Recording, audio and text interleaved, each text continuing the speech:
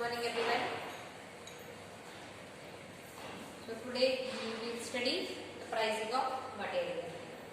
So what we have studied? We have studied the minimum qualification, then acquisition of site, preferences of site where we can open the shop, then purchasing, then supply, selection of supplier, then contract, then we reached up to the pricing of material.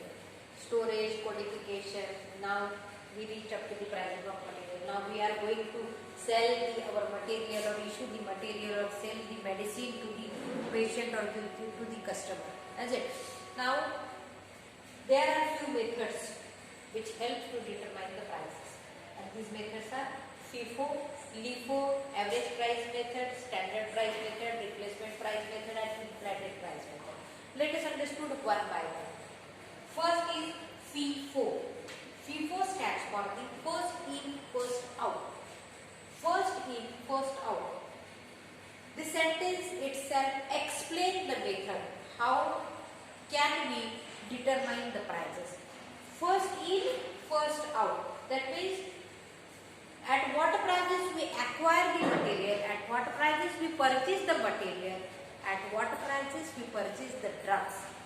With the same price we have to issue the material or we have to sell the drugs.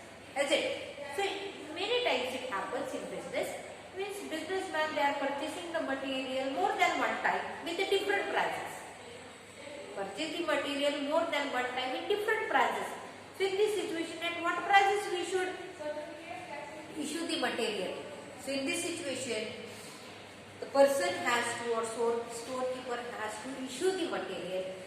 At what price first he purchased the material? The first price, at what price he acquired the material or purchased the material. Person purchased material more than one time. That means, for example, 2 times he purchased the material, and both the time there is a vary in the prices of material. So at what price, what is the price when he first time purchased the material, when he first time received the material? With the same price, first goods has to be sold, and latest price later on, once the stock of first price will get finished, later on the goods or items will be issued with the latest price. So according to this, we can determine the price and issue the material. This is known as the first in, first out. That's it. With the simple, let us explain this with the simple example.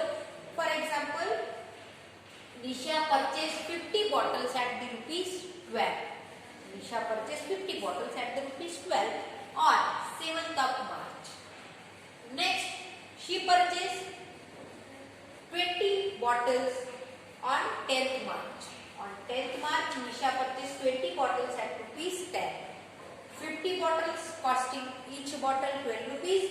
20 bottles, each bottle costing 10 rupees.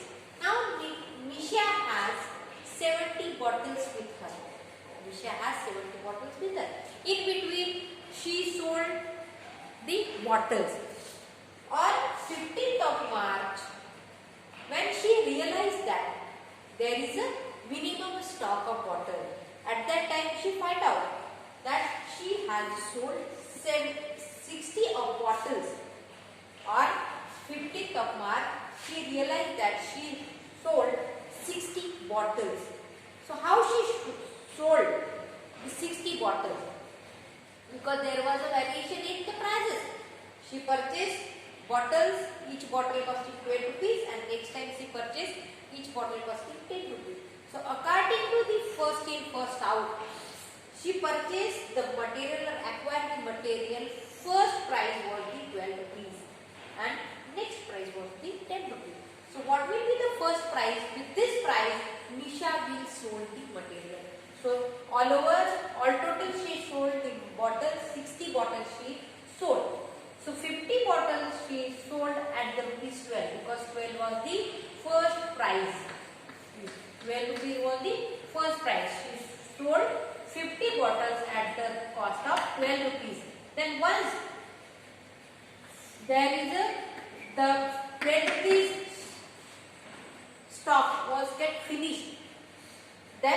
she sold the stock, the newer stock, at the price of 10 rupees each.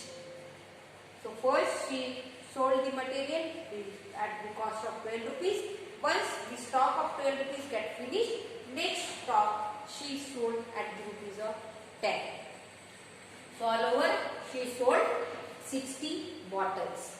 That's it. This means the first price, at what price we acquire the material or to purchase the material, goods has to be sold, material has to be issued with that price or at that cost. That's it. So this is about the FIFO, that is first in, first out. At what prices we acquire the material or purchase the material, with the same price material has to be issued, material has to be sold out. So first in, first out. First in, first out. Let us understand with the next method, that is LIFO. LIFO stands for the last in, first out. Last in, first out. So what do you mean by the last in, first out? In last in that is latest. Last in, latest. Who comes just now? What is the latest price? At what prices we purchase the material or we acquire the material, that price will be considered as at the latest price. So according to the LIFO method, according to the last in, first out, at what is the latest price, at that price acquire the material. So with the same price, with the latest price, material has to be issued. So this is known as at the last in, first out. And once finish the stock with the latest price, the next stock will be issued at the previous price, at the previous cost. That's it. If this way we are selling the goods or we are determining the price, this is known as the LIFO method. LIFO, that is last in, first out. Let us explain this method by putting simple example. Rohit purchased 70 injections at the rupees of 14 each. Each injection costing 14 rupees, and Rohit purchased 70 of injections. On 12th of March, on 12th April, we purchased 70 injections, each injection costing 14 rupees. On 14th of April, Rohit purchased 30 injections, each injection costing 18 rupees. Now Rohit has 100 injections with him. 100 injections with him. Again he realized that he has to purchase the injections. Is it? Now on 18th of April, he realized that he has sold the 90 injections. He has sold the 19 injections. But he determined the prices. He sold the 19 injections. He determined the prices according to last in, first out. So what do you mean by the last in, first out? So among the 90 injections he sold the 30 injection at the rupees of 18. He sold 30 injection at the rupees 18. Why 18? Because 18 is the latest price. 18 is the latest price. So with the latest price he sold the 30 injection. Once the stock of 18 rupees injection get finished, the next slot he issued at the cost of 14 rupees, because 14 was the previous cost. So first he sold out the cost, issued the material at the rupees 18, and then he sold the material with the rupees 14. So this way total 90 injections he sold, 30 injection at the rate of 18 each and 60 injection at the rate of 14 each. So if he issued the material with the latest price first and previous price later on, this method known as the last in, first out, that is LIFO. Again, let us move ahead with the average price method. Average price method, it is very simple to determine the average. So in case of price determination, we will determine the price by average price method. That what we have to do, we have to consider the total value paid or total value of an atom, is it, and number divided by number of atoms. If we visited in a shop and we purchased 6 atoms and we paid 15,000 rupees. We purchased 6 atoms and paid 15,000 rupees. So how will we calculate the average? 15,000 rupees divided by 6. 15,000 divided by 6. Whatever the price will come, that price on an average price. That price is average price. So the same way, average price method we can determine, that is average price method is equal to total value of atom divided by atoms available. How much atoms available. So this helps to determine the average price. Now, few industries determining the prices by one method, that is simple average method, but big organization they implement the method, that is weighted average method, to calculate the price of material. So there are two methods of determining the average price, that is simple average method and weighted average method. So let us explain both simple average method and weighted average method. In simple average method, we will put in, for both the methods we will put the same example, that is goods in stock. For example, goods in stock, 120 atoms or 120 units are there, which is costing 10 rupees each. 120 units are there, each costing 10 rupees, or one material 120 kg of material is there and each kg costing the 10 rupees. Now organization purchase the goods, that is 50 kg of material which is costing 15 rupees. First 120 kg material purchase, each costing 10 rupees, and then later on purchase the 50 kg of material which is costing 15 rupees each. Now in the simple average method we have to determine the price. So how will we go for determining the average price by simple average method? Simple average method, that is 10 rupees plus 15 rupees divided by 2, because number of atoms are 2. So answer will come 12.5. Answer will come 12.5. So total atoms we have 170 kg of material. 170 kg of material. So each material will be cost 12.5 rupees. So organization will issue the material at the cost of 12.5. If the organization purchase the material at the cost of 10 rupees, will issued at the price of 12.5. Organization purchase the material at the cost of 15 rupees, the same material will be issued for the 12.5. So this 12.5 is at the average price. So if organization determine the price by this means, this is known as the simple average method. Simple average method, that is average has to determine. Some cases big organization they are implementing the weighted average method to issue the material.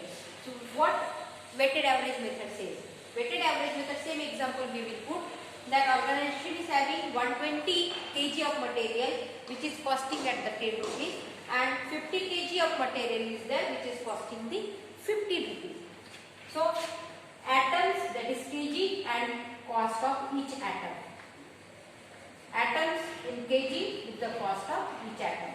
The total number of atoms are available. Total number of units are available, we can say. So 170 units are there. 120 plus 50. So total cost.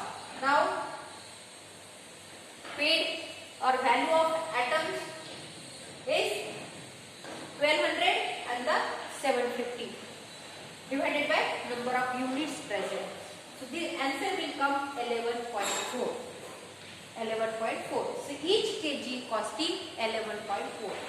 Some costing 10 rupees, some costing 15 rupees. Now on by means of weighted average method, each kg of material costing 11.4. So if the organization determining the prices this way by considering the number of atoms with its cost of each atom divided by the number of atoms available. So this way organization they are determining the cost of material. This is known as the weighted average method. The average method is of the simple average method and the weighted average method. That's it. So let us go with the next, that is inflated price method. Inflated price method. Some different materials is of the different nature. some may get break, some may get evaporate, some may get deteriorate. So there is a consideration is given, can determine the prices by selling the atoms. So some drugs are there like menthol, like petrol, like camphor is there, which are having such a material they are having evaporating in nature. Is it? Volatile in nature. They get evaporate, they get volatile in atmospheric temperature. So owner can't do anything. He has to bear the risk. Is it? So in such a cases there is a provision is given, can determine the prices for such a material. So how we can determine the price? So we can determine the price by implementing the inflated price method. So according to the inflated price method, we can determine the prices, that is total value, by considering two factors. The first is total value we paid. Total value we paid divided by the number of atoms are available to sell. Number of atoms are available to sell, or total value paid divided by number of atoms available. Is it? So let us explain this with simple example. We purchase, or person A purchase 100 packets of menthol at the cost of 60 rupees. That means each packet costing 60 rupees. So person A paid total value, that is 6,000 rupees. The person A purchased 100 packets of menthol, each packet costing 60 rupees. He purchased 100, that's why he has to pay 6,000 rupees. After few days or few months, it is observed that there is a 10% of loss. 10% of menthol get evaporated. Now it is observed that the total value of menthol is 90 packets. Only on an average 90 packets are available. Because of 10% evaporation is there, 10% breakage is there, 10% loss is there. So 90 packets of menthol are available. Now the next price we have to determine. At the rate of 60 rupees we purchase the material. At what prices? The proprietor will sold the material. So at what prices? What inflated price method says? Total value paid. Total value paid. So person A paid 6,000 rupees and number of atoms available for to sell. Number of atoms available to sell. So 90 atoms, 90 packets are available to sell. The answer will come 66.6. That means now the owner will issue the material, or owner will sell the menthol at the cost of 66.6 each packet. Each packet, the person A will sold the packet of menthol is at the 66.6. Is it? So he purchased the atoms at the rupees 60. Now can sold the material at cost of 66.6. So this is about the inflated price method. Is it? Some material which may get evaporate. So again we can determine the price, and with the determined price the person can sold the material. Now next is replacement price method. Replacement price method. Replacement price method also known as the market price method. Market price method. That means some goods is of that nature. The market price for that particular material may get changed very frequently. For example, price of gold. Price of gold may change very frequently. In the morning price will be different, in the evening price will be different. On first day, where for example 1st July price is different, on the 2nd July price will be different.